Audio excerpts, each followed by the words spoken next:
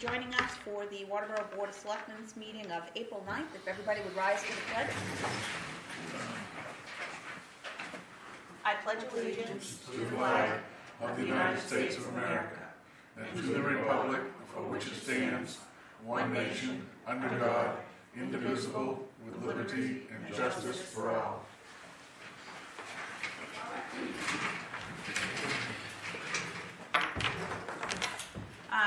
Chairman Abbott is out this evening, so we need to add to the agenda to appoint a chairman pro temp. I will move that we add that to the agenda. I'll second it. All those in favor? And are there any nominations? I'll nominate Tammy. Second. Okay, so nomination for Tammy Gerard. Any other motions? Any other nominations? I'm sorry, I didn't hear. All those in favor of Tammy for chair tonight? Yeah. Okay. Okay. We have no announcements this evening or appointments. No hearing and delegation. For correspondence this evening, we have Representative Aaron Libby's newsletter, Senator John Tuttle's newsletter. Also in the packet is a draft of the warrant for the annual town report. There's a notice from the planning board for a 4/17, 6 p.m. site walk and a 7 p.m. public hearing, and also a list of board and committee vacancies. Moving on to reports and stash initiatives, we have the report from RSU 57, and I believe... It's so quick. I wasn't ready. You Good said evening. you were always ready. Well, one would like to think. I don't have a lot really to report as far as committees go. PR committee's kind of been hobbled right now because of the proposal before the board for the budget, the superintendent's proposal. Everything that we were kind of working on PR is kind of being negated by the budget we were working on. I had mentioned before the possible name change for the elementary schools so that we could make everything Massabesic. And the proposal before the board right now, which my understanding is there'll be some tweaks to that tomorrow night at the Finance Committee meeting, but the proposal before the board now is that 2 elementary schools would be closed in the district. So it kind of defeats the purpose of changing the name if we're just going to close them. We were also, it was a PR and tech committee, and since the proposal of the superintendent before the board is to do away with the tech director at our district, that kind of put all of that, the technology portion on hold, because we don't really know how that's going to pan out. And we always work on staff appreciation every year. We're kind of thinking the staff isn't going to feel too appreciated this year, even if we give them muffins like we did last year. So that's been put on hold as well. So the other committee I'm on is transportation and safety. We've had quite a few accidents this year because of road conditions. There was just one yesterday over on the Foss Road. The bus was had students on it, and the road gave way underneath of it. We were just getting that report on the accident as we were having the meeting, so we weren't completely apprised of the details. But there were a couple of incidences, one where a woman had lost, I think she'd hit a deer, that's what it was. She'd hit a deer and she got out of her car to see what happened, and the bus came along and she'd left her car door open, and the bus knocked the car door. So there were some interesting accidents, but nothing worse.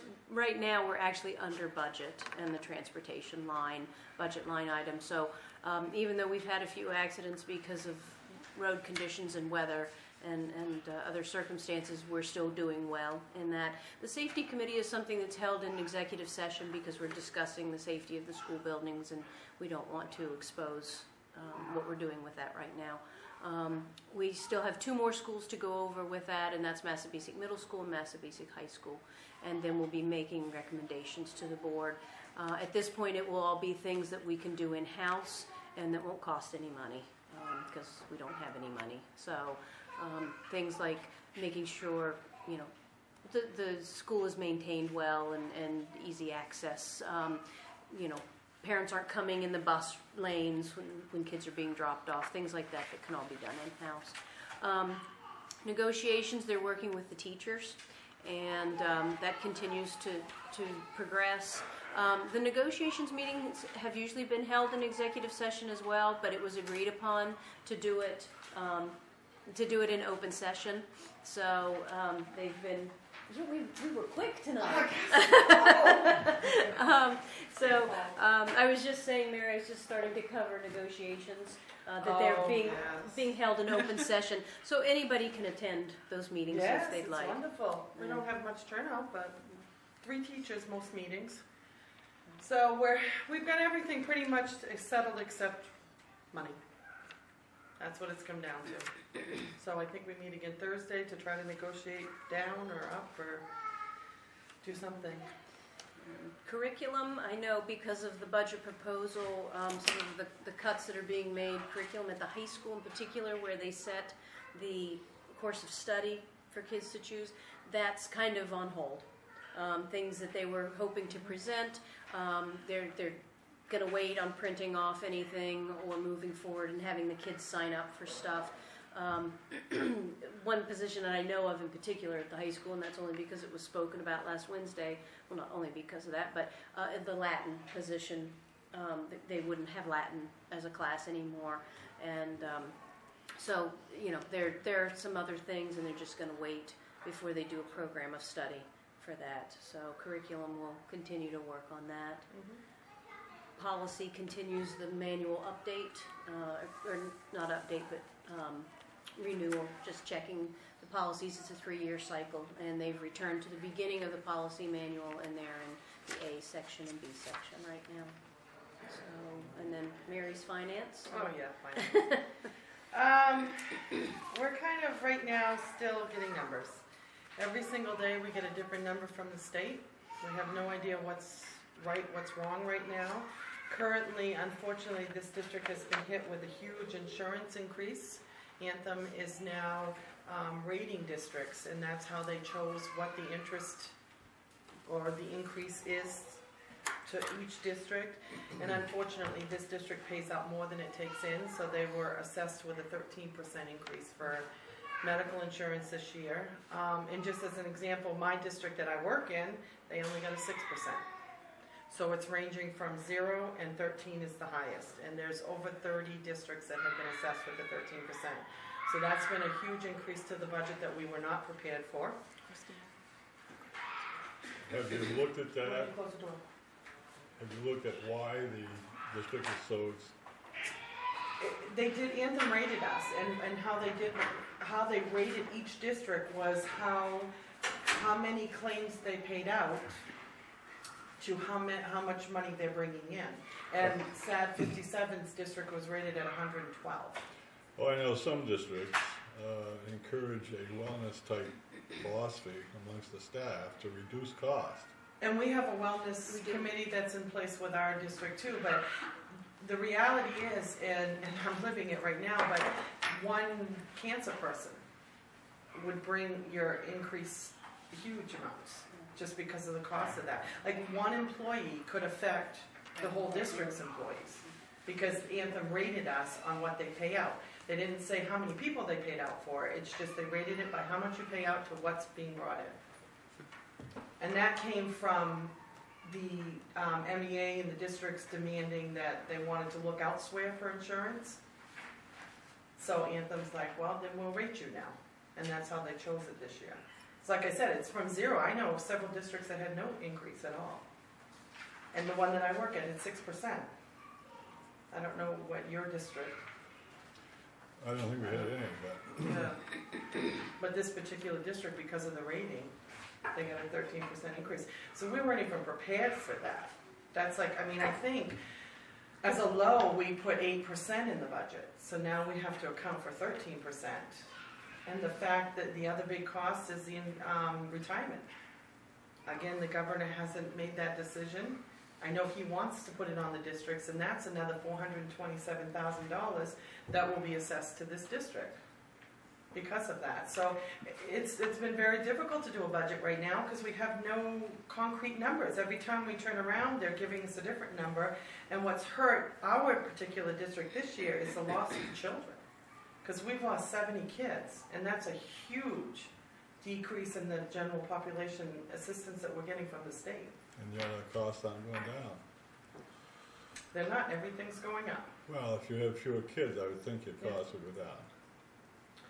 Not necessarily, because the cost, the only cost that will go, there's really nothing that will go down, because you figure, again, it comes down to our budget with, it's oil, diesel, all of the electrical, and those are costs that we can't control, and our budget consists of three quarters of it is salaries. That's why I said we're negotiating with the teachers right now, and they want, and it's public because they're public, they want a 2% raise, 2.75 they're asking for. So I can't, we're trying to negotiate that right now. There's been talk anyway about combining schools. Mm-hmm.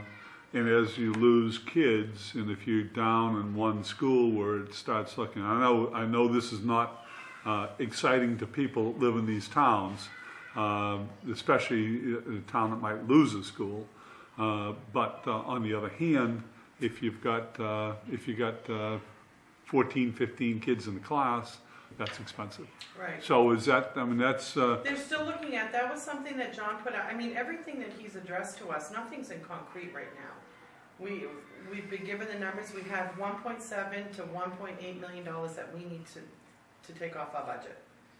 And everybody, like I said, if 3/4 of it is salary, most of it comes from employees, unfortunately.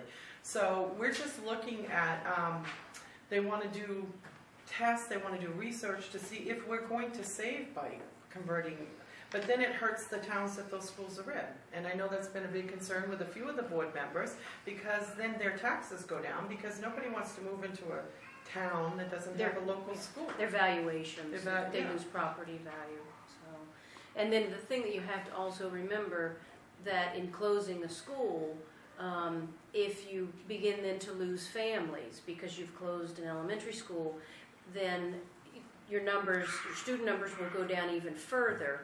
And then what it does is, we can do the NIMBY thing, not in my backyard. Well, we're not closing Waterboro, we know that. But let them close Shapley or let them close Alfred.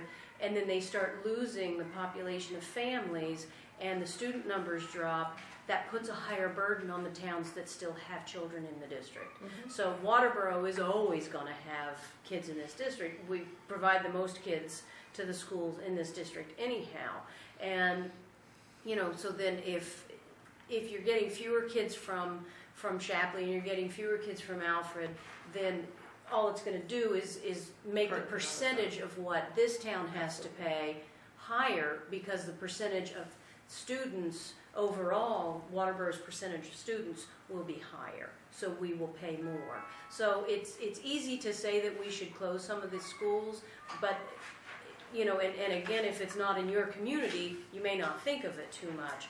But if you put it in perspective, it actually in the long run could hurt Waterboro, could hurt Lyman, could hurt Limerick, because the student numbers could drop off, and then the percentage is just that much higher. Are you saying the kids, if you took out the Shapley school, some kids in Shapley would go someplace else? Well, the kids in Shapley that are currently enrolled will be dispersed among the other elementary schools. The concern is by the community that if you close their school, that families will stop moving into their communities, because they don't want their kid on the bus for an hour. They're going to go live in another community where it's not as long of a commute, where if their kids are going to be in the band program, the parent doesn't have to drive that long of a distance to go see their kid in a play or to be part of the school community. So instead of living in a community where the school has closed, they'll go live in another community.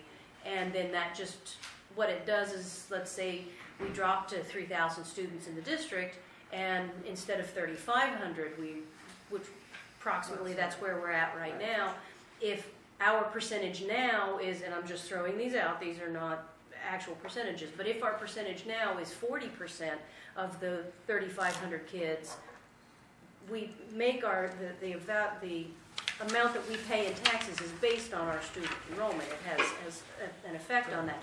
So if you drop to 3,000 kids, we still have the same number of kids, but you've got 500 less. Yeah, I understand The that part, but percentage is higher, the supposition is that people move out because their kids have to be on the bus for another 20 minutes. I mean, they don't move out when the kids come to middle school or the high school. So, I mean, there may be some that may go, but that's some meaning one or two. I don't see a mass exodus of people because the kids are going to be on the bus another 15. I don't think they're so concerned about people moving out because they're already ensconced in the community. They're concerned about people moving in, and that people, that was an issue that was raised last week, and I think we don't have enough information to say that isn't a valid point, or that it is, but that is a concern, and it's something to be aware of, that, okay, they're not closing the school in our town, but if they do close the school somewhere else, and it changes the enrollment percentages, this town, Lyman, Limerick, they could pay a higher amount just by virtue of the fact that we now have a higher percentage of students in the district. So it's just something to keep in mind, so.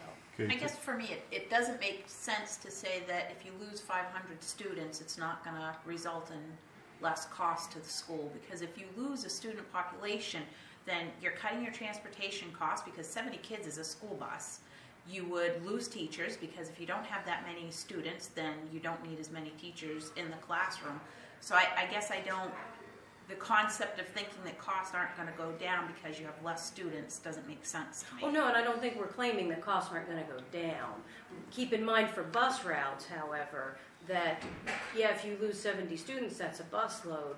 But if you lose 2 students on this route and 5 students on that route, we drive over 5,000 miles a day on the school buses. So 70 kids are not all going to be concentrated on the same bus route, and you may still have to run that route because you've got 45 other kids still on that bus. So, a couple of kids here and a couple of kids there on bus routes, you can't just suddenly. Well, I mean, it would obviously require them shuffling bus routes around. Which they're already looking at doing. Right, that's why John, when he presented his case, it was just to look into it, to research it and see what the cost savings were going to be. They're really not going down because you're losing those kids, so you're losing the GPA from the state. So we're still trying to offer as much as we can to all these kids at even less money than what we did. I mean, when they look at the statistics that our business manager is, we're getting less than we did back in 2006. From the state, anyways. From the state. And the towns have been raised more. I think it's up to 54% now that they're expecting the towns to pay. In the school part of it. Okay, talking percentages, how does the adult education work? The adult education is pretty much self-sustaining. Self-sustaining. They are self-sustaining. We don't put a lot of money in our general budget towards the adult education budget.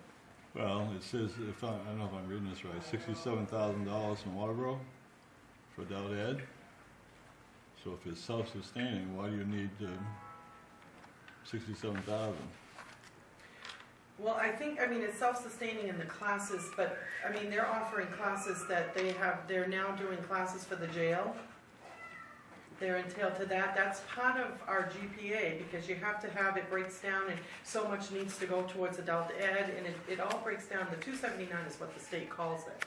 But they break it down to what adult ed costs because they're supplying, we have more children now that are getting GEDs through adult ed, and they're doing now classes that we're sharing money with the jail. They're doing the classes there for the jail people. So, D has all those figures as far as the breakdown from the 279, but the adult ed comes as part of our general assistance. But is the percentage that each town pays based on the citizens of that town in adult ed? That I don't know. I'd have to get that answer. I'm not sure if that's how they base that on. As far as adult ed. I can email Dee and get that exact breakdown for you. On if it's, I don't know how they break the adult ed cost down. If they do a percentage to each town or they do it by people that participate, I'm really not sure what the exact.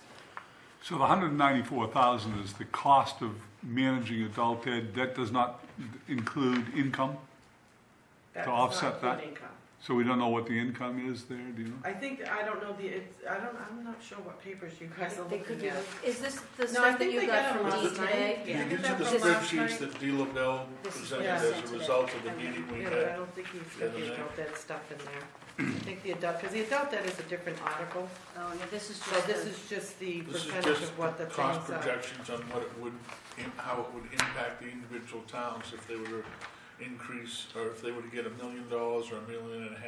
Right, the adult ed I'll have to, Yeah. because that's a separate article all by itself, and I don't know the breakdown to that. I think And it's, we can get that it's, from yeah, Dee. it's difficult to give an exact figure because a Right. lot of what comes in depends on, you know, who signs up for classes. And, you know, so it's, She's cut a lot of classes this year too, because people aren't signing up for adult ed classes. well, we're getting Like more the- classes along the nursing assistant Yeah, things, medical medical stuff, that they're not inexpensive classes for students to sign up for. So that's a big part of the adult ed enrollment is continuing education for careers. I can get those You know, numbers I'm all you. for adult ed, but I'd like to know how it's broken down, I can- what the cost, and I'll who's, email to you I when I mean, get how the home. jail benefits, and what are we paying for that? What's that? I'm sorry. We pay a portion of those jail benefits. The towns have to pick up that, and then the jail, the county picks up a portion of it too. But like I said, I can get that breakdown for you.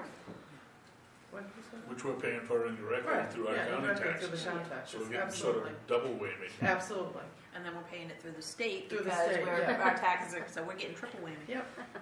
Yep, The other thing that you mentioned on student enrollment is something that they're experiencing now, and according to the superintendent, they think may have an increased impact, is some legislation that is going to allow students to pick and choose which high school that they want to go to. And some of the things that are happening is parents are moving their children to a high school that's closer to where they work, so that they don't have any increased pickup transportation costs or whatever. The child is close by, and they can also participate in their events instead of having to rush back from work, say, an hour and a half or an hour drive or 45-minute drive or whatever. They can go to that local school where they work, and so that they think that that's going to increase as time goes on when that becomes a Voucher program. a little more popular. I'm sure you probably know that our governor is not a fan of public education, and so he and Commissioner Bowen are working very hard on the charter school initiative, and they're cutting funding to public schools, increasing funding to charter schools, and every kid that leaves the district to go to a charter school takes the money with them. And so, one thing that I think will be a concern in the future as things like this become more available. And right now, in our area, a charter school is not all that convenient for anybody, but should they become more convenient in this area, the fact of the matter is, if we don't have a solid educational system in this district, then they'll be leaving in droves. And so, we have to walk that fine line of, yes, we are losing students, we do have to make cuts. Classroom size is going to have to go up. It's going to have to. And certain cuts are going to have to be made. But if we cut our program to the point where it really is not a quality program, then the minute charter schools become available in this area, we're going to see a mass exodus because we'll no longer have a quality program, and people will leave as soon as they can. which is what Dr. Davis is trying to avoid. We're trying to be creative with what we have. I don't know how it's going to work. He presented his budget to us. We had that big meeting that we did have a few turnout. I mean, we had 3 public meetings prior to that. We had 3 budget public meetings in 3 different district areas, and altogether we had 8 people for all 3. Now, we mentioned we were going to close a couple of schools, and we were going to get rid of some nurses, and the gym was almost full. So we don't know where people stand, because we're hearing from all the young parents that have young kids, go ahead, raise my taxes, I don't care, if it gets my kid a good education, but they're not looking at that big picture of, and that's what Dr. Davis had to say, of the age group in these 6 towns is, they're almost retirement ages, and they can't afford that cost.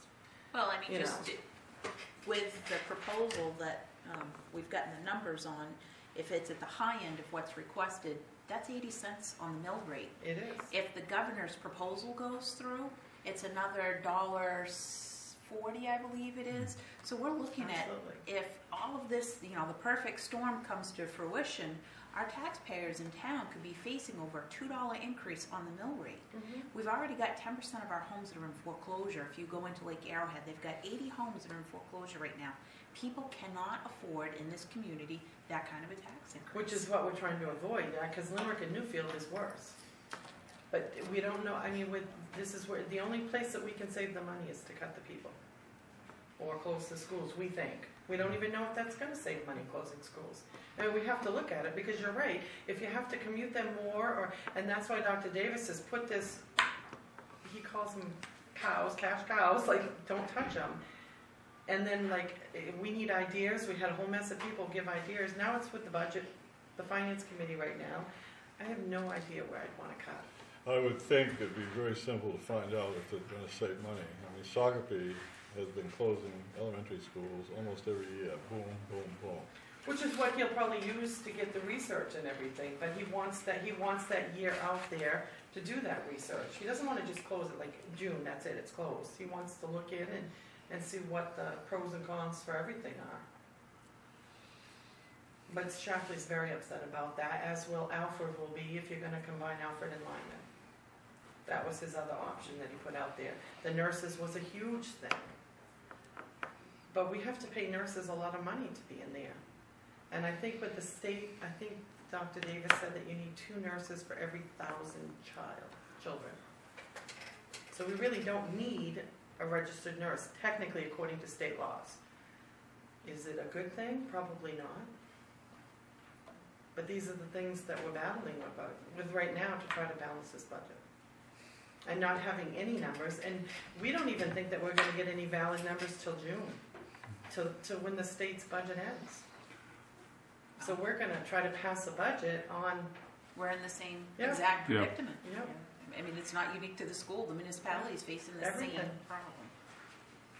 Everything. So we're trying to be worst case scenario, but we've got people screaming at us, well, put the tax up. We don't care, but they're not really speaking for the majority. They're speaking for their own personal situation. And we can't be like that. We need to try to speak for the district and the people in all of it. So, what is the percentage of increase without any calamity from the state?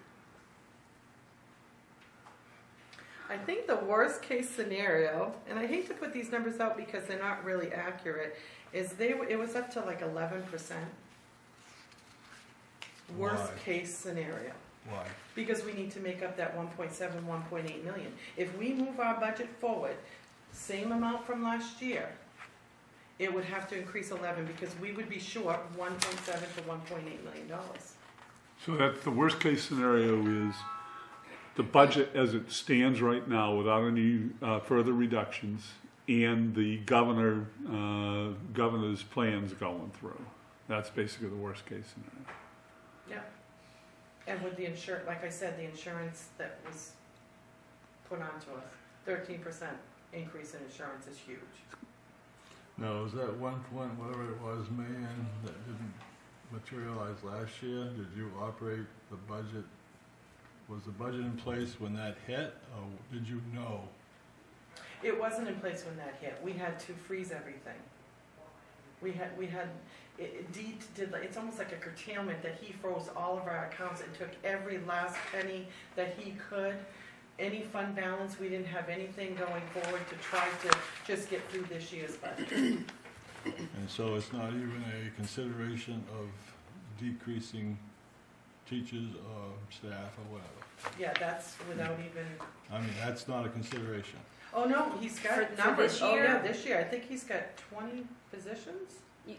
Which year It's are you close- talking? close The to current year, no, we Are you didn't talking have Under to. 30, Yeah. said Yeah, across the board. yeah, yeah. Yeah, Well, for this current year, we Monday didn't next have to. meeting. Okay. We didn't have to decrease it. I think Right. some positions that were not filled were just didn't, removed. right. They We didn't fill that. Yeah, Yeah. attrition. So Right. are you saying they can reduce 30 and still have an 11% increase? No, no. That was worst case scenario if we operated the budget as is, keeping the people as is, what we've been going. with what the state is, with the retirement, the health insurance increase, and keeping the budget the way it is now, moving everybody forward, moving all the programs forward, it's about 1.8, 1.7, 1.8 Yeah, million. you don't know if you're gonna end up with a retirement. No, and that's what Mary keeps saying. The numbers are, But the thing about retirement, though, is anybody in that teaching profession would know. The state is making it very difficult for these people to retire now. So a couple of years ago, we had 12, 15 people retiring. We've only seen 2 so far because they're not making it easy for them to retire as it was back then. I don't know if that's true or not. I don't know, but we haven't. I think we've only received 2 retirements right now. That doesn't mean they're making it harder. Maybe people aren't ready to retire, That could be. you know? The cycle swings up and down. There's a few people that could retire. We have many that could retire. I'm a little confused at the 1.7, 1.8, because the meeting Monday, that I know that Lisa was there, he said that you started off this budget year $2 million in the hole, and you've trimmed some to the tune of close to $500,000 off that. So that comes down to 1.5 if everything stays the way it is. You're still that much you need to make up, and part of that number is of that 1.5 is going to increase simply because of contract negotiations that are already in place from approved contracts. You've got pay steps for some of the teachers and so forth. It's going to raise that amount. That may be where that 1.7 has come into play, those figures. But that's without the state doing anything whatsoever. And if you get hit with a retirement, that's going to add on to that 1 point something million. And I think insurance that, and the student actually, I enrollment. think that's included in that. I think it is that included figure. in that, yes. They're calculating Oh, that. they're calculating? Yeah. Yes. Okay. Yeah, Yes, we calculated all of that in with that. yes. So that the 1.7 deficit includes teacher retirements. That's the anticipation of Anticipation the that, 400 and, what is it, 27? 27,000. Yeah. So, and I mean, of course, today, when I was over at central office to pick up these papers to bring tonight, the talk is, Sanford said they spoke to their representatives and none of it's going to, the Republicans or the Democrats, they're not going to vote for it, none of it's going to happen, the governor's not going to get anything. So the rumors are everywhere of what we are going to get, what we aren't going to get. It's just craziness. Nobody can build a budget on it. Like you guys know, they're imaginary numbers that float around and you can't pin anything to it. Well, so. we build a budget based on what we know, not guessing what's gonna come, okay? And I sort of feel that the superintendent is playing a little politics here on building on things that he doesn't know what's gonna happen yet. So let's say it doesn't happen, and you don't need an extra $1 million, he can come back and say, oh, wow, we've saved you, or whatever, it's less than $1 million, but his still a 6% raise. It's not 11%. I mean, he's negotiating just like the teachers are trying to negotiate and make the picture look the best it can. Well, I think he's going worst case scenario right now because, Well, that's a scare tactic, I think. Well, But we're using the numbers that we've received from the state. That's what he's basing it on. He You didn't haven't just pull received that. any solid numbers from the state. We've It's all- received numbers. We've received 279s already. We received 3 different versions And of you're them. using The latest one that we received. and you have received word that you're gonna be paying in retirement. No, we're just using the GPA right now. It's with the assumption that we're going to, because that's what the governor's That's doing. right, you're assuming, and I don't think But that's. how can you, Yeah, Well, it's the fact- also, it's it's all- also a tactic that everybody uses. right, And that is that what you do is, oh, woe is us, look what's gonna happen, and you look at worst case, and then it doesn't happen that bad at the end, say, oh, see, we did much better. It's a heck of a lot better to do that way than the other way around, saying, at the last minute, oh my God, we just, now we have to tax you this much more. So it's you're gonna go out and say, this is the kind of the worst case, and right, and I don't think it's and just at the end, to the school district, I not. think it's to, yeah. yeah.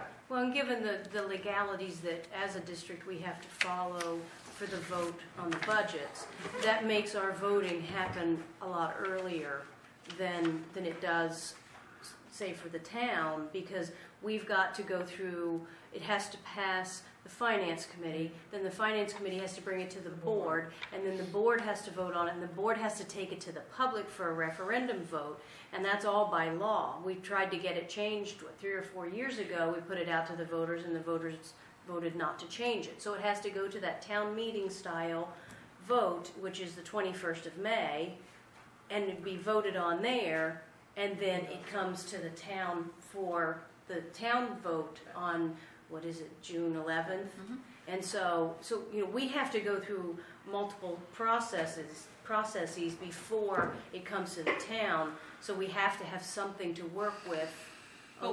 It's the same thing with the municipality. Oh, We've been is doing it? our budget since November, December. Okay, Department heads had to have their budgets in by December. okay. We have, a finance committee that we have to report to. We have to draft the warrant. The finance committee has to review the warrant. There's going to be a lot of back and forth. So we've been going through the budget process just as long, and we're working with the same unknown numbers that you are. So Yeah, it's the same. I didn't this realize what year- your process yeah, was. It's the same process. Okay. This year, we actually have an option to change that, because you have to wait 3 years. So we're gonna approach the voters again, because we don't have to have that town meeting and then a referendum vote. You can do it that way, but the other way is if you just have that town meeting, they vote the budget, then the budget passes. You don't have to go to a vote again and have people vote.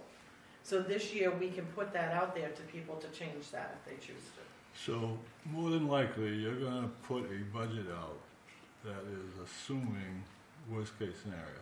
Yes, we have to. Okay, and let's say it passes, and we go down the road a month, and the state decides, oh, here's the money. What are you gonna do with the budget you pass? Well, we'll probably adjust it and bring back all the people. I'm not sure, I can't answer that, I don't know. We've never had Well, that we've happen. never had it happen. Well, I'd so- like an answer. I mean, they would probably bring the positions, just like we were gonna lay off a couple of years ago. We were gonna lay off 20-something people. No, The I'm- state came with money and we rehired them back in. No, if I understand this right, you're gonna go with a budget where you're gonna keep those 30 people. All right? Not Well, we necessarily. can't, right, no. No, it's No. just, I think it goes into surplus, Yeah, like it Well- would with us. well, no, But I mean, I don't think they can spend it on something that's not budgeted. So what it is it builds a surplus over the year, and then you got a big even in the surplus worst at case the end. scenario, we're gonna end up laying off people Okay. because we need to cover that 1.7 million. what this information is that you got, this is best case scenario. This is, okay, people, the taxpayers will vote to keep things as they are. That's, if that's the case, the taxpayers don't want the cuts, then this is what we need from the taxpayers to support our current budget.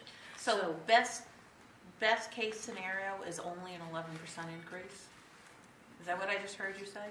No, it's if we're trying to find out, and what was asked yesterday was what we're going to give you some figures so that you can see what do I want to say, the input would, what the taxes would be for the town, how it would be assessed. And then each town was supposed to look it over and say, look, this is what we feel we can do, or we can't do any of it. They gave 3 scenarios, 500,000, 1 million, and 1.5 million. And so, as a board, you guys could look at it and say, well, given what your budget is, and looking at this, well, we could see that it would be okay, $500,000, we could probably do a tax increase that could accommodate that. And so then, we look at it and say, all right, well, that's what the towns are willing to chip in. Let's say all 6 towns say, yeah, we could work within that 500,000 range. So then that adjusts our budget a little bit. But what I understood you saying was that, if we don't do anything, if we just maintain and people are willing to, maybe we don't lose, or we're not being forced to pay the retirement, maybe we get a little bit more money than we thought we were going to get. The insurance cost is set, but maybe we negotiate a really good price on fuel, and so there's a little bit more money, and we can put things here and put things there, and we can keep everybody. And it's voted to be able, okay, we're going to maintain what we've got. We've been able to save over here and save over there, and we're not going to lay anybody off. Then, that's our best case scenario, that we can keep everybody. What this plan is, and I don't know if you guys got a copy of it, and that's why I brought it. I do understand that it's going to be tweaked tomorrow night, but this is what we were faced with a couple of weeks ago, and this is what was put before us a couple of weeks ago. This has, layoffs and who's going to be gone, and that saves that 1.7, 1.8 million, cuts it completely out. So that's what this So says. that's like a flat funded, basically. Yes. Yes. Well, There's still gonna be a little increase, but not. Because of what Just Garen because keeps it- losing. Right. so, Right. if we could leave everything as it is, and we could pass a budget with that, then nobody'd lose their job. But, I don't think that's going to happen. People are going to lose their job if late in the game it comes up that we get more money. I don't know how that would be handled. I don't know if those people who are going to lose a job would be given the opportunity to stay. I don't know what would happen with that. We've never had that scenario really come up Right, much. and why we're looking at this is most of the contracts, we need to give them 30, 60, 90-day notice, depending on the contract. That's why we need to make these decisions now. So So I their will. ending day will be the end of I will spring. leave this with Yes, you, please. and you can look over it. All it is a PowerPoint that the superintendent gave us, and it hit this, it It's says, a 3-year plan is yeah, what it is. middle school, they're gonna lose a half-time phys ed, half-time health teacher, a special ed teacher, and 2 middle school teachers. It doesn't say English language arts, math, science, social, it doesn't say who, what, when, where, how, or why, and there are no figures attached to this. So, it's not that I'm not giving you something, it's just this is all we have at this point. People are asking for figures. Because of this was controversial, and That's even being tweaked now. right, Not right. even all of that's So as gonna of go tomorrow forward. night, this will That's change, but right. this will give you at least some This was understanding. Dr. of- Davis's 3-year plan for the district. This is what he's trying to put in place. And he has said that the nurse situation, because he was looking at It's cutting definitely- all nurses except for one and replacing them with nurse Nurse technicians. Okay, and then getting rid of the middle school principal, having the high school principal be over both the middle and the high school, and having a vice principal at the middle school and vice principal at the high school. So, a bunch of different things, and he has tweaked some of it already.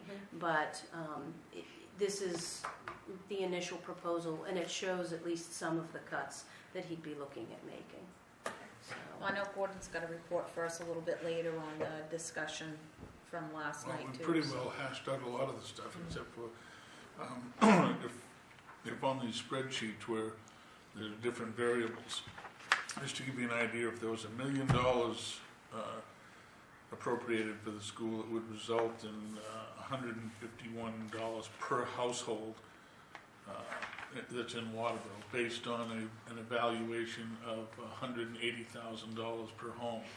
And they're using the state's valuation on homes and not the municipality's valuation.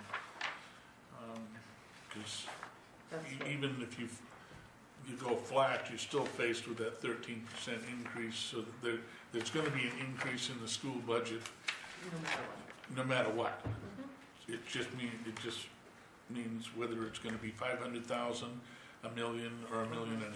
Right. And this was the middle number That he used, that I it was think, as an given to us, example, by D Yeah. at that meeting.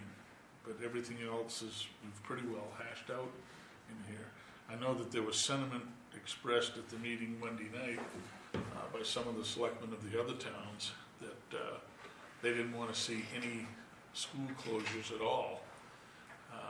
And conversely, there was a town that said, well, if it can be shown that they can close a school and not have it significantly impact the students and their quality of education, then they say, yeah, let's close it.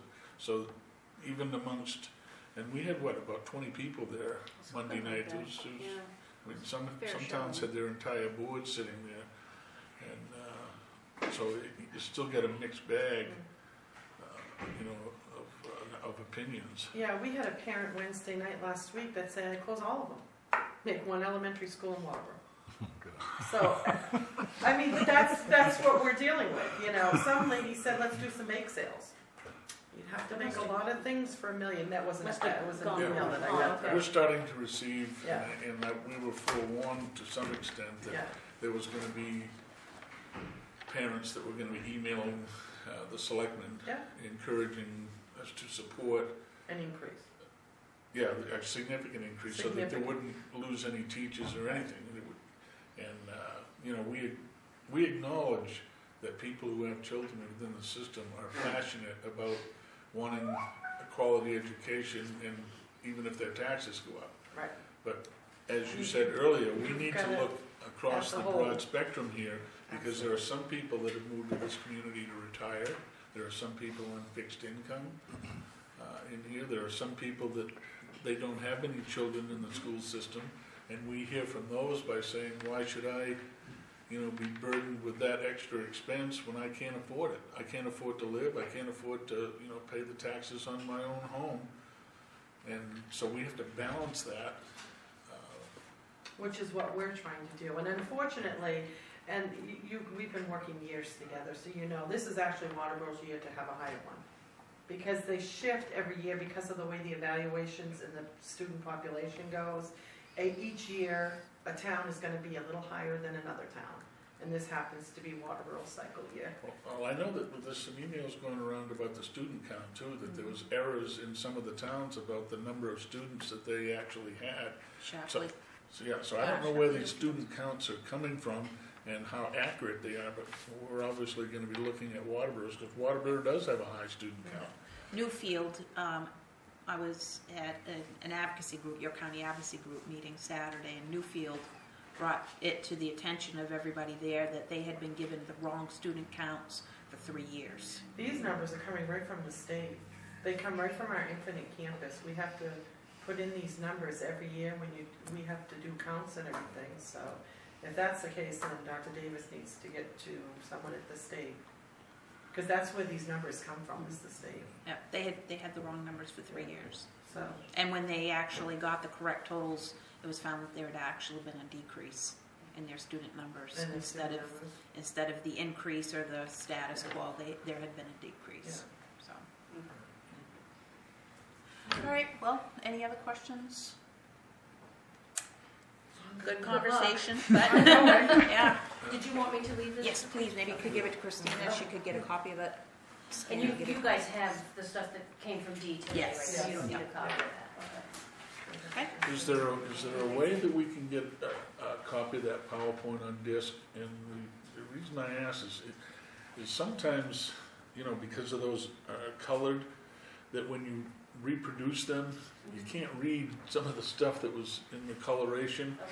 but we could throw the Powerpoint up in here and we could all view it. Just He email it. emailed all of us. You just forward the email to Yeah, us. just forward an email to us with a PowerPoint program. Yeah, Would I be can- good. I'll do that. To all of each one of you, or just one in Yeah. particular? Okay. Okay. I'm sure I still have the email. Yeah, my Mary, understanding if you is, want to send it to me, I'll make sure they get it. Okay. Yeah, just send it to one copy to one person. We can disseminate it from there. My understanding is, I assume that he'll have a new one tomorrow night, but that'll give Oh, you yeah, it's some. gonna change But I assume it'll tomorrow. be a power. We actually have added another meeting, just because we know that we're not gonna get anything solved. Yeah. Well, I know that Dee was saying that you're expecting some other state figures because he was gonna have them for us at next Monday night's six-town group Yeah. meeting again, and which really didn't inspire a lot of confidence in the figures that they were all presenting because it's still fluid, but Yeah. Yeah, we'll make sure that anything that we get, we'll make sure that you get. I assume you don't want the emails from the parents. no, we're getting those already, and So they are sending them to you. I heard that there was. We gonna got a be couple. bunch of- yeah, we've got a couple so far, and that was just. We were just notified Monday night, so I'm sure that it's just the beginning stage of their. And as people are at home listening that don't have children in the schools and are hearing that we're going to start getting emails from parents, you know, we probably will start receiving emails from citizens as well. I wish they'd send them to the governor, though. Yeah. Really, I mean. Well, I was told at this advocacy group meeting on Saturday that the governor actually personally reads all of the mail that is sent to him. So if people are So I looking to think reach he out might. to the governor, he does read through all of that mail. I've sent them to you. All right, thank you very much, ladies. Thank you.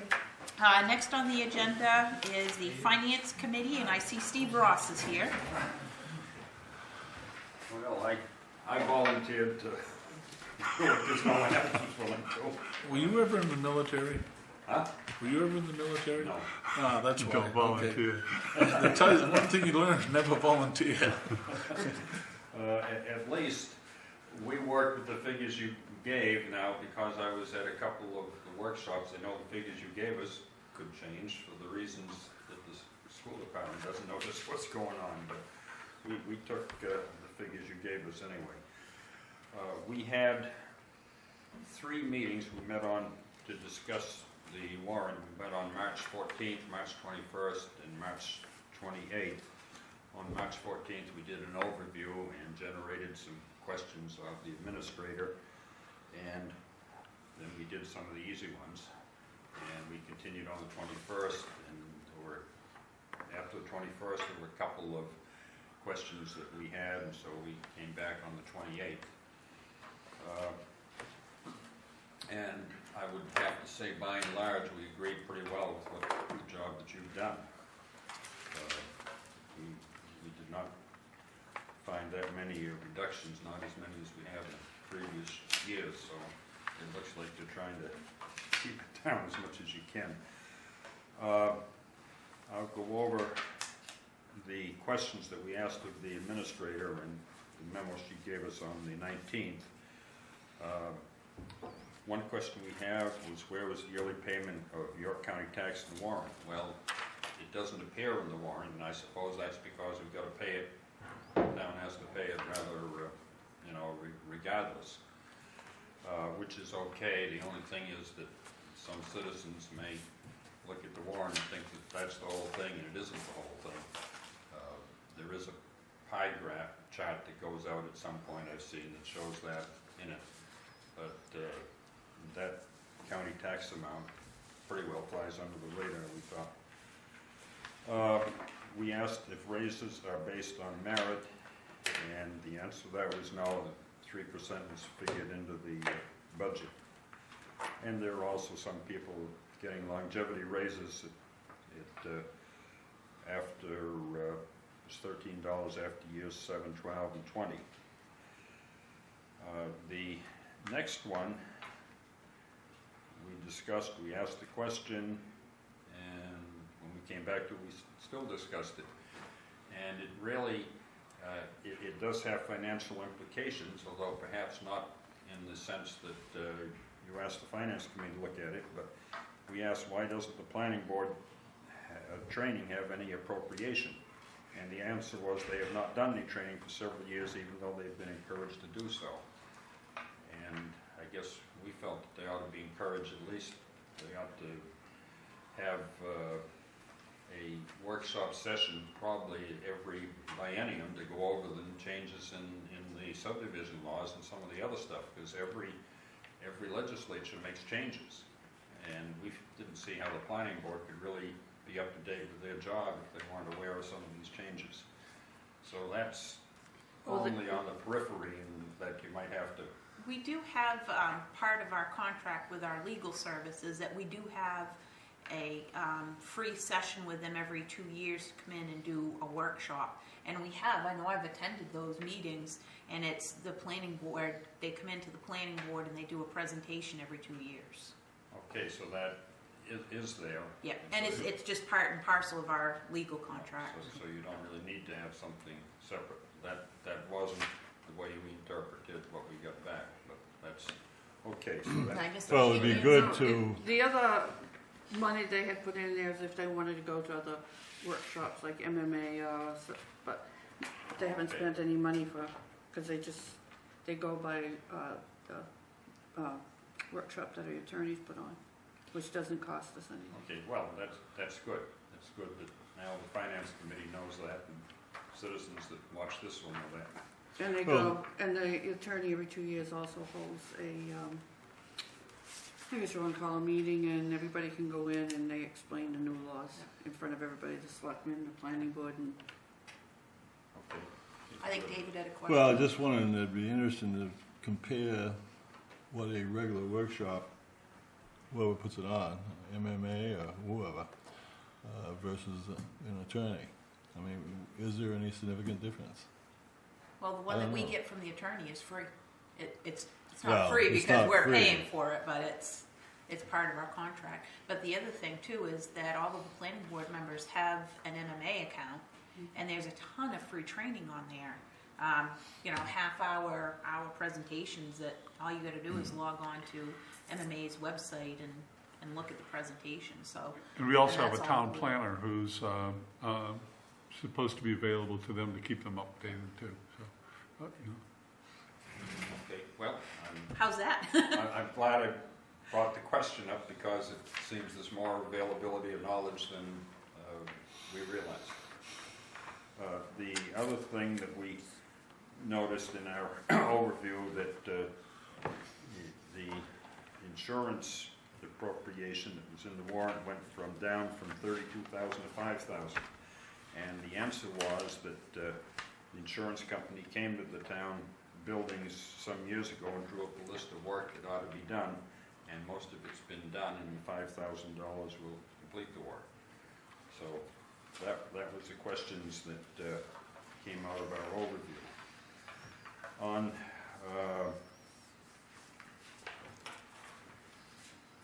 the 21st, there were a couple of items that we did not vote on, and in both cases they were because the chief administrator had a big bump up in proposed salary. And we questioned, what that was about. And I'll come back to that when we get to the March 28th. Article 34, which is the South Station one. I don't have personal knowledge of this, but several people on the committee thought that the amount that was put in there to fix the roof was way high. And we recommended $10,000, just picking a figure out that we thought should be sufficient to fix the roof at South Station. So maybe the appropriate people need to look at that. So that was one area that we recommended a decrease. Did we have quotes on the roof that went with the budget? yeah, they But it were. was for the metal roof and not the asphalt roof, correct? I think part of that estimate too was to fix some internal structural things, because it was bowing and that had to be straightened up, I guess, in order for the roof to, Yeah, that was part of the CIP. yeah. Well, as I say, I don't personally have any knowledge of that, but a couple of people did, or at least they thought they did, and so that was our, You should have got copies of the CIP proposals. we did get, Yeah, and all of Copies them, for that. they're all in there. and one of our members hauled that out. Still thought the figure was too high. I think also, you know, that was, when you do an old roof, you get in there, you see, oftentimes see more stuff in there that you didn't expect. So it was, I think maybe there was a little bit of extra put in there for the worst case scenario as the school department. Timber's rotting, was about to collapse, that's true. This is the same building that we had mushrooms growing in the wall, so. Okay. The probability of there being some rot, I think, is pretty high. Yep. And we have the photographs, so you can show Yeah. the finance committee on that. There was, at the March 21st meeting, there was an item of new business, which was the ambulance lease, and we felt it should be a 7-year lease, and I see that that's what you people decided also. So, Is this twice that we're in agreement with the finance committee? This is starting to get scary. The March 28th meeting, that was one of the, I think that's the IT department. We recommended a figure with a 3% increase for the administrator, knowing that you're going to be discussing that or doing whatever, but since the figure was kind of amorphous, we said, okay, we go 3%, so we've got a hard figure anyway. And the same thing for Article 23 for the fire department, where we recommended 3% increase for the fire chief, which I guess was also at that time kind of amorphous. So that's where we are, and that was it. That completed our work. Any questions for Steve? I just say, you know, great. I mean, it's like you said, in other years there's been a lot more. There's a lot of agreement there, and I would kind of expect you guys to jump at the salary increases that was outside the 3%. You know, we have a reason for it, but you know that's. But I understand your reasoning too, saying 3% across the board. We need to give you hard figures. And let's hope that you don't have to redo a bunch of stuff because of the state situation, and that we don't have hard ass to go over a bunch of stuff later on, but we just have to wait and see. Nancy did give us a comparison on the Selectmen's recommendations to the Finance Committee recommendations, and there's a difference here of about $43,000 between our recommendations and what the Finance Committee is recommending. So there is some. There is some. There's a $40,000 I think is fairly significant difference. I think it's quite a lot less than Years previous. past. Absolutely. And there was a $1 thing which I didn't bother to delve into, but I Yeah. assumed that that's Yeah, I taken care of. hit the 99 twice. Okay. Okay. Thank you, Thank Steve. you. Okay. Was Julie going to come in, Christina? I don't think so. Okay. So we'll forego the treasurer's report and move on to selectmen's reports. David, start with you. Well, we had a great 2020 meeting last night, sort of bringing everything together for the April 22nd presentation, which is going to be at the fire barn Monday night at 5 o'clock. And I encourage everybody to be there. John? Went to the community garden meeting last night. Man, you don't go to one of those meetings without coming out with some job to do. I mean, these people are meeting. They're meeting weekly now, and it's a busy group. A lot of the discussion, I think, was around funding, collecting donations, and also. A lot of it was also around the food for shelters and food for our pantry here in town. So the portion of the garden will be going for that, and then who's accessible to it, etc. So there's still a lot of policy that, actually, it's not policy as much as procedures probably that need to be ironed out and are getting ironed out, but it's very busy group. Gordon? I did have something to mention, but a lot of it was taken care of during the meeting with the school officials. The only other thing, I thought it was a good meeting that I attended Monday night with the six-town group. It was very well attended, and a lot of people spoke. And I know that the presenters like to present put their best face on when they're doing something, but I get a sense that Dr. Davis is very receptive to input, and that he seems to me to be very open in terms of the discussions that we had. I know that he probably did put on the game face, because obviously he wants to be able to have his budget passed like everybody else wants to have it passed, but I don't think that he's being overly zealous. I think he's a pretty down-to-earth guy, and I've known D. LaBelle I worked with him over in Sanford, and he's really got a lot on the ball. He's a pretty sharp guy with figures and stuff, and he'll do anything in the world for you. Because, we just asked for these figures, Monday night, and here we already have them. So it's, we can get just about anything from him that we want in terms of, figures and so forth. So I think that they're a good group to work with. I don't have any reservations there that they're really trying to pull the wool over anybody's eyes. So you have another meeting Monday night? We have another meeting coming up Monday. Are they looking for some impacts? Yeah, they're looking for some input. That's one of the reasons why you've gotten these spreadsheets, is so you have the opportunity to look them over.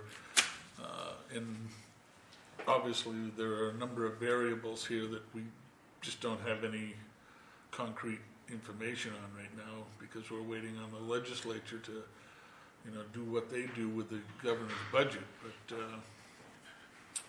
it would be what the town would reasonably consider as an appropriate figure, what we could live with within the budget in terms of how much we think that we could support the school system.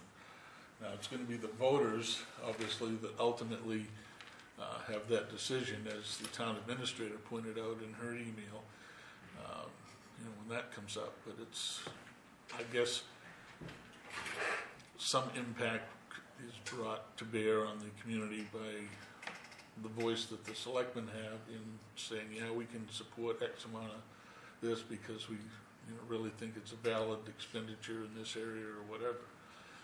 So that you'd have the opportunity to review that and get back to me on what your thoughts are on this, so that I can, at least mention it to the other members of the six-town group. Because, like I said, their opinions vary on, what they're willing or not willing to support. So the only other thing that came out of that was John Sylvester asked a few of us to remain after that meeting, because he had some information that he wanted to pass on regarding some things that are in the works on these roads that are being turned back to the communities. He expressed his opinion on what the state said to us about Waterboro is the only town that complained, or about receiving the road, and the other towns that have been had roads turned back didn't complain at all. And he used a euphemism that we're all probably familiar with, having to do with a bull, as to express his sentiments on what he thought of that response by the state. And I think we could kind of be in agreement with that, based on what we know about the old Alfred Road. Because, to say that that's a 10-year road is ridiculous. I think if we sat back and didn't do anything to that road for 10 years just to prove the state's point that there probably would be a furrow down through there. I mean, you could have to bring a horse and buggy through it. Well, you can already pull out chunks of the pavement from the center of the road, so. Yeah. But I think that it's falling on deaf ears. I do have a piece of legislation that's being introduced by Andrea Boland regarding defining what conditions a road needs to be in before it deemed, acceptable by the towns, to try to clarify that, because there is a lot of ambiguity in the law right now, and a difference of opinion on what the state says acceptable and what municipalities say is acceptable. So I think there's a ways to go to close that gap and defining that definition. There's also the express that Senator Tuttle is displeased with the actions of the Department of Transportation with respect to this, and that he is trying to work to get another meeting with the commissioner. Now, whether or not that would be fruitful, I don't know, because our road commissioner has already met with him on more than one occasion, and it hasn't been all that productive, even when it was advanced by Representative Libby at that time. So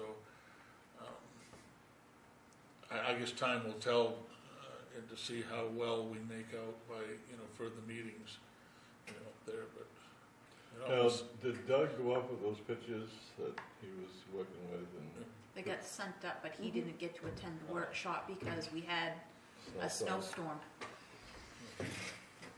no comments from them? I want to say the vote was 11-2, if I remember right.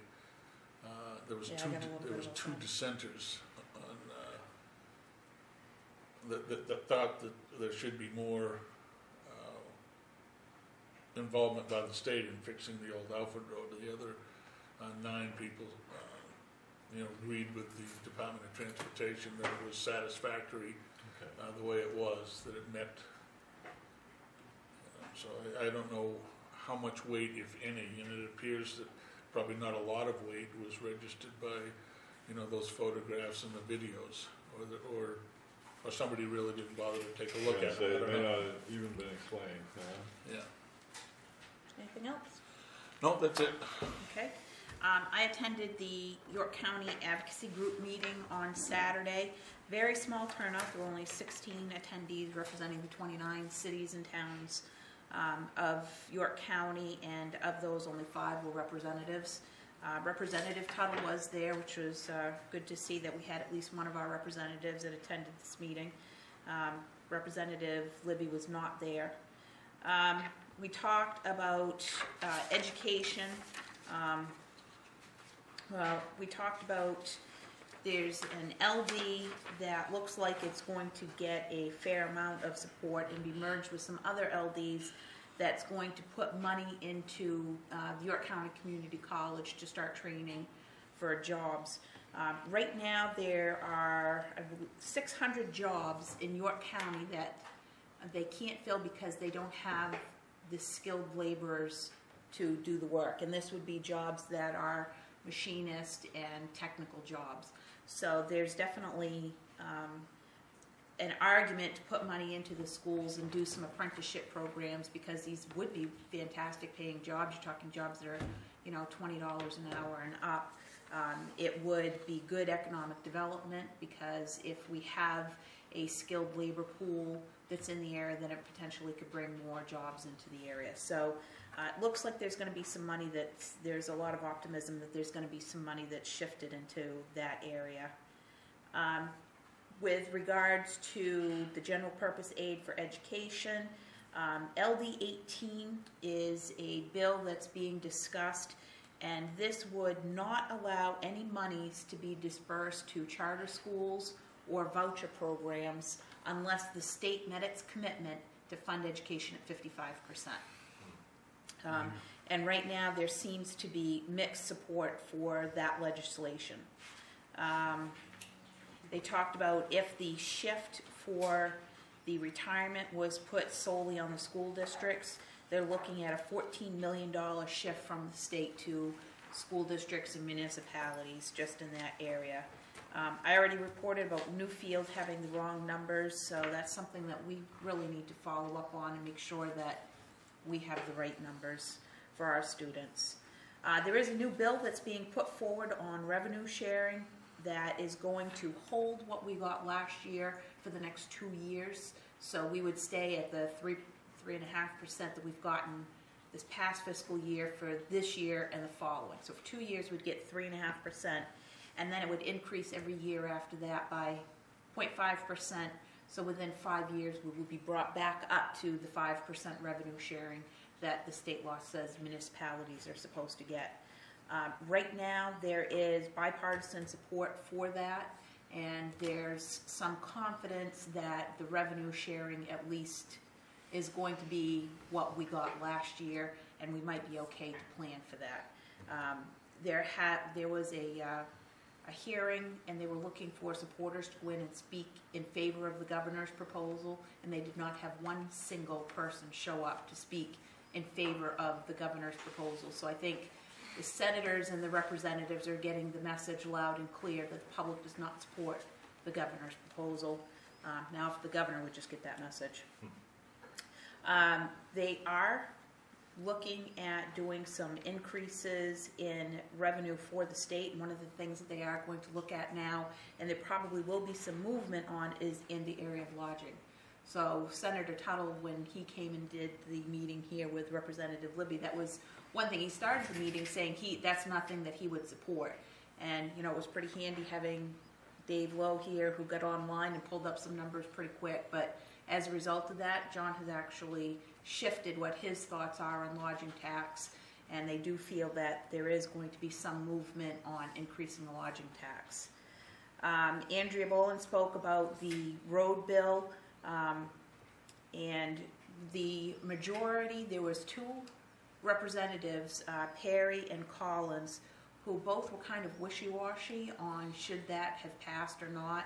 So they think that there's some opportunity there that perhaps that road bill could get reversed and you could get a majority, or at least a stronger minority than the 2 that you have now.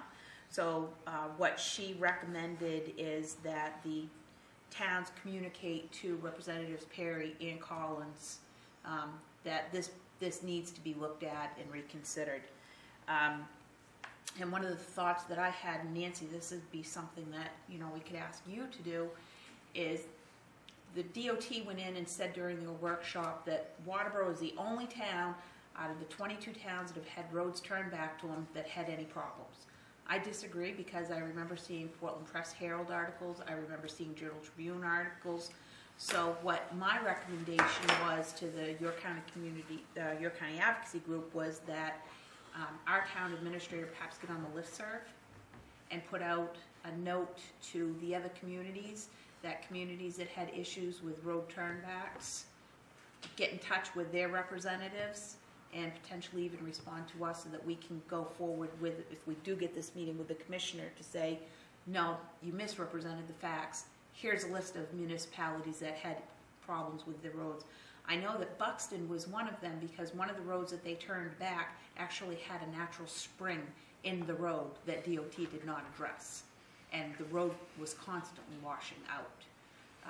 So I think that, you know, we can get some information from other communities on who had issues with road turnbacks.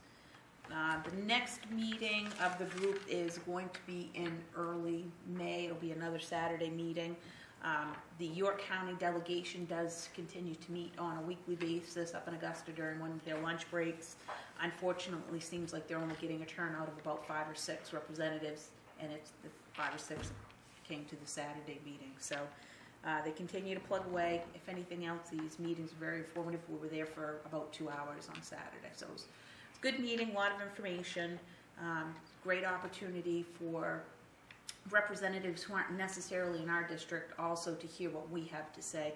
One of the things that I did share when we started talking about education was that 70 cents of every tax dollar that's collected in the town of Waterboro is for the school district. And I shared with the representatives that were there that, you know, what we're paying to the school district in 1 month would fund our transfer station for an entire year, and kind of the breakdown of how many weeks school payments are paying for our fire department.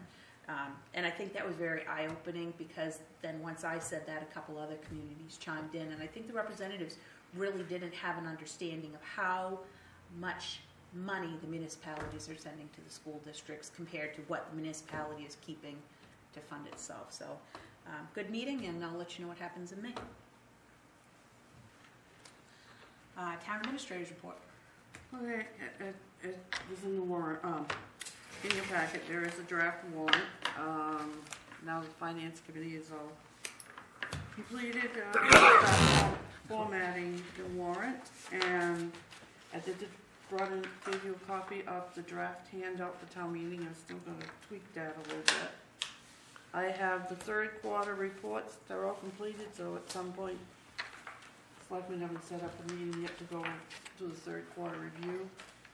And keep on your radar that April, I think it's 23rd, yes, the 23rd, is you have on the schedule to vote for the recommendations on the warrant and to vote on any referendum questions that might be coming up for town meeting.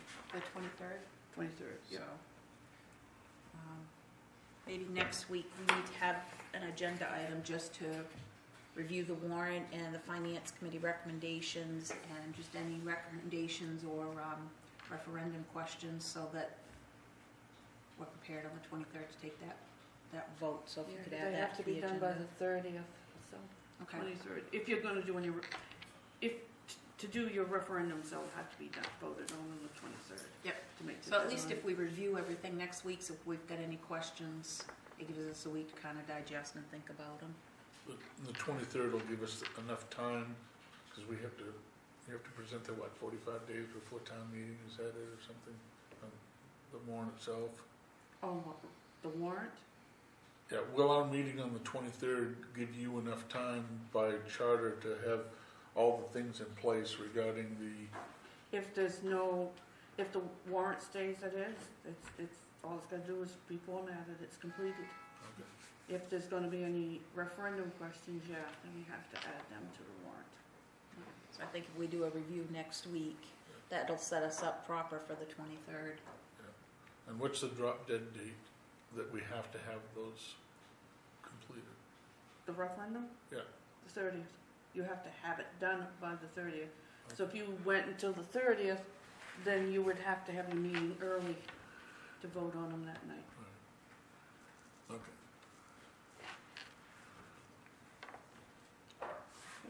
Anything else, Nancy? Well, just referendum and nomination papers have the same deadline. The 30th? It'd be the 30th, yes. Okay.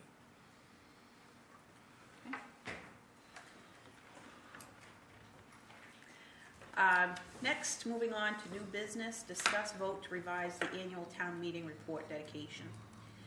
Last meeting at the Selectmen's meeting, we announced that Fred Fay had passed away the week before.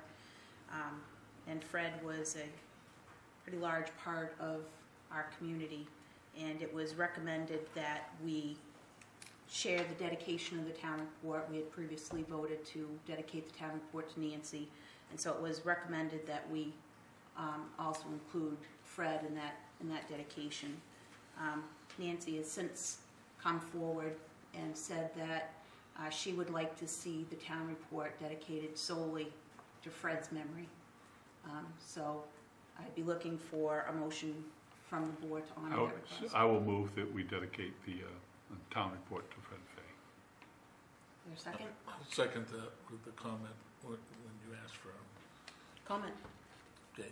I would like to, on behalf of the board, say that I think it's extremely gracious of the town administrator to take a step back from what the board generally acknowledges as certainly a compliment to have, the town report dedicated to them.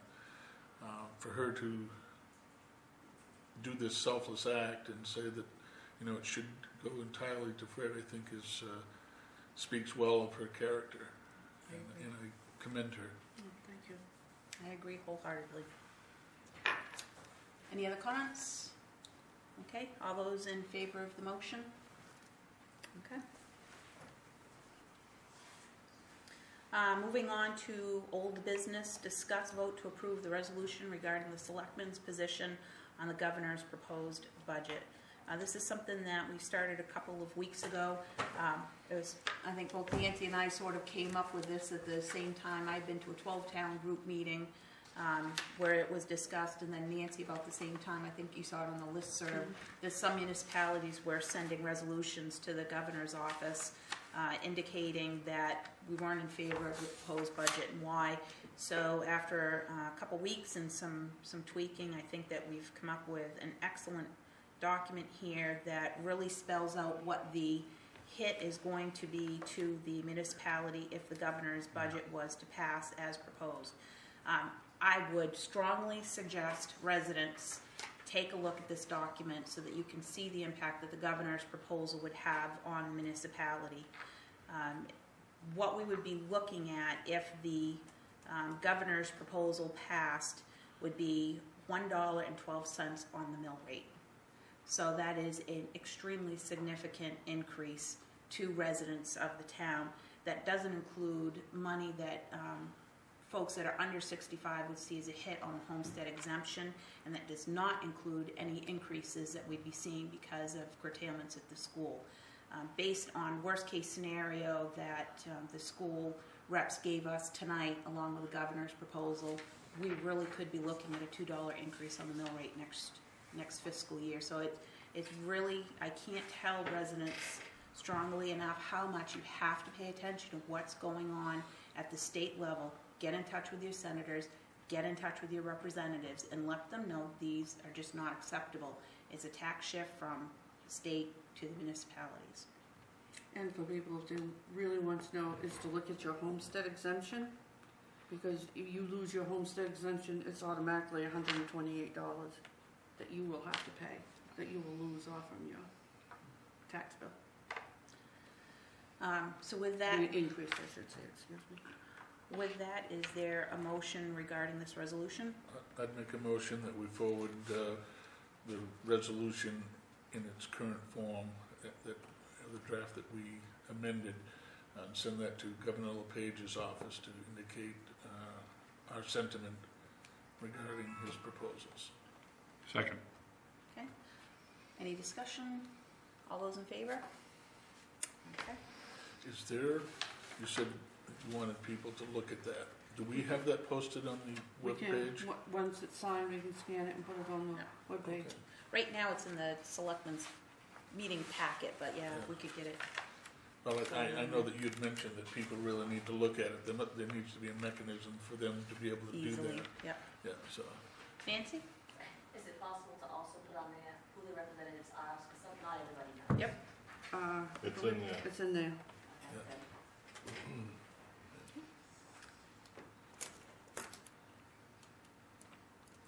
Next on the agenda is a fiscal year 2014 budget update, CIP request update.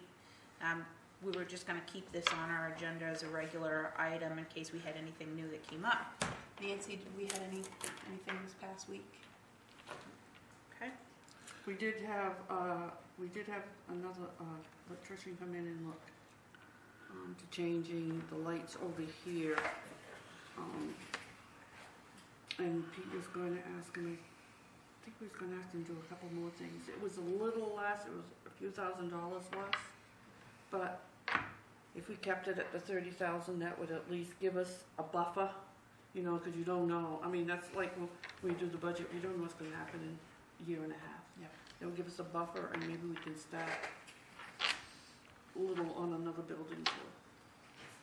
Okay. One of the things we have talked about also is we have a electric hot water heater there over in the other building, and there's not much hot water being used over there that we had talked about, and Pete was looking into about getting hot water on demand so that we're not using so much electricity. In fact, I think he talked to somebody else told me that, and it would be just pennies on the hot water on demand. Good. Versus having a hot water heater, electric hot water heater over there and the big one over here. Cost savings and also eco-friendly. CIP, we had taken a vote, and it slips my mind who the requester was right now, but have we notified them that we voted not to fund their request? I think it was like for $100 or... Last week. Public radio. Oh, yeah, public, yeah. Have we notified them that? No, I Okay. didn't, it must come out of last week's meeting? Yeah. I'll send them a notice and. Okay, if we And it could- was just because When you If we could add that to the action list, if that would be okay, Madam Chairman.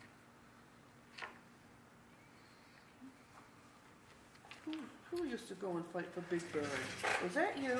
What? They used to go to town meeting and fight for Big Bird every year. Oh, no. Who was that? You remember? So I stared, I think. I don't remember. They would come every year and fight for Big Bird for No. public TV. All right, moving on, discuss town charter revision implementation progress, town administrator's position, John. That's closing this Friday, the 12th. No more applications after that.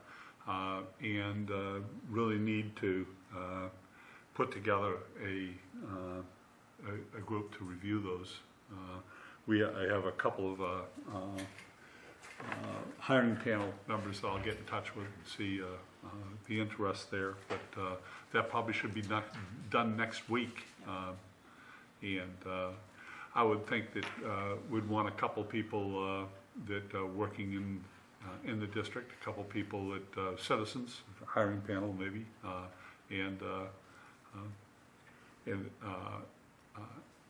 then after selections are be made for interviews, then set up the interview times probably toward the end of this month, the beginning of May. Okay.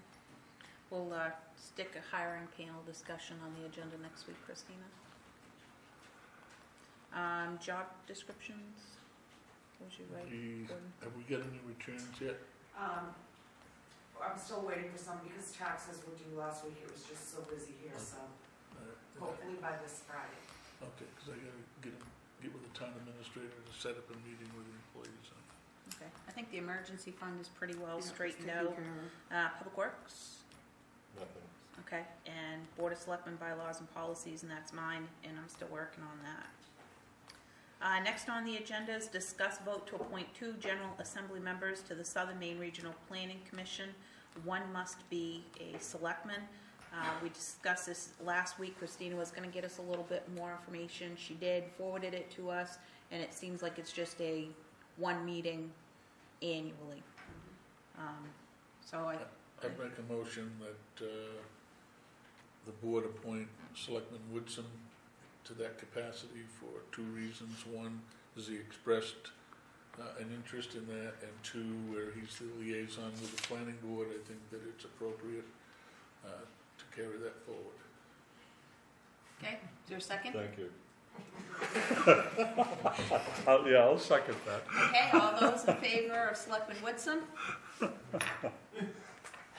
You can't oppose. He's very excited about this. We also need to appoint a second, a member, and I know I had suggested that we appoint our CEO. I saw that on the list of folks that attended in other communities that the CEOs seem to be a part of that group. Or if there's any other discussions, I'd take nominations from the board. Has he been approached? Yes, he would take it. He would. He would. I'll make a motion that the board appoint the current Waterboro CEO as the second member to accompany Selectman Woodson. I'll second that. All right, all those in favor? Very good. So you let Mark know. Thanks. All right, moving on, other motion to accept warrants for bills and payroll. So moved. Second. So we've got Gordon and John, all those in favor? However you want to put it. And I need a motion to accept the minutes of the April 2nd, 2013 regular meeting. So moved. Second. All those in favor? Okay. So pending decisions, We have the public service announcements, the driveway opening permit language. Tammy, I was asked by someone you know very well to ask you, what is the status of this review driveway situation? Doug's hands. Okay, I've asked. It was your file. I'm shocked. That would be the chair of the road review committee. Yeah. Economic Development Forum, we need to do some work on that, and the implementation of the town charter changes effective July 1, 2013. So this week's action list, we need to get a letter off to Maine Public Broadcasting, letting them know that their request was received too late for consideration. Discussion of agenda items for next week. We'll have a review and discussion on the warrant and any necessary referendum questions. We'll have a discussion on implementing the hiring panel. Anything else? What about our quarterly review? Need to get that on You it. need to get that on the agenda too. Could we do that? When do we have to have that done by, Nancy? The selectmen usually set the date when it's going to be done. Well, the 29th is the 5th. The 30th is the 5th Tuesday of the month. We want to do it on the 30th? What is this? The quarterly review? Oh. That's actually the end of the quarter too, right? No, No, the No. quarter's March done. was. March. So that would give us time to let all the department heads know that we expect to see their smiling faces here. And I will give not them be here time on the to- 30th, but that's, you can't guarantee everybody here Okay. anyway, so. So let's set that for the 30th and notify the department heads. So items needing signature, warrants for bills and payroll, the minutes for April 2nd, 2013, resolution regarding the governor's proposed budget. Reminders, Wednesday, April 10th at 6 p.m. is the road review committee at the Old Town Hall. Thursday, April 11th at 6:30 p.m. is the Old Home Days committee at the Old Town Hall. Saturday, April 13th at 8:30 is a cribbage tournament at the Old Town Hall. Monday, April 15th at 5 p.m. is a community garden committee. Also on the 15th at 6:30 p.m. is the 12-town group here at the Town Hall. The 16th at 6 p.m. we'll have the Selectmen's meeting. Reporting next week will be the 2020 committee. April 17th at 6 p.m. is the community garden committee meeting. Wednesday, and at 7 p.m. they'll be holding a workshop class. Wednesday, April 17th at 6 p.m. is planning board site walk, followed by planning board public hearing at 7 p.m. Monday, April 22nd, 2020 committee meeting with the Sewell Company presenting the GIS and other information. April 22nd at 5 p.m. is Community Garden Committee. Monday, April 22nd at 6:30 p.m. is the Transfer Station Recycling Committee. And Tuesday, April 26th at 6 p.m. will be the Selectmen's meeting with reports from the tax collector, the town clerk, general assistant, and the BMV agent. could I just put a plug in for the workshop for the garden committee? Yes. On the 17th, we have Jordan Pike, owner of Two Toads Farm in Lebanon, which is a community-supported agriculture, and he will join us for a special workshop about gardening basics, tools, and how to use them.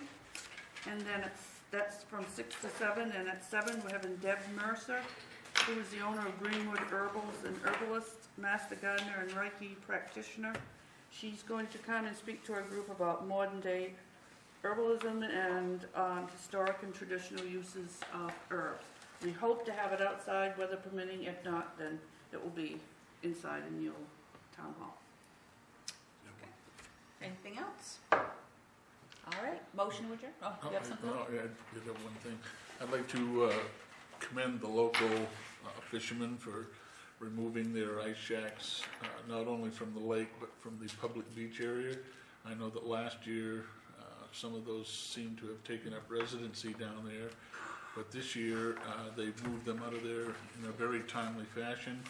And so the beach is nice and presentable. We don't have a mini village down there, so I'd like to, thank them for being so prompt and they're conscientious about taking care of their shacks. Anything else? Nope, I'm done. Be into a motion to adjourn? So moved. Second? All those in favor? Good night, see you next week.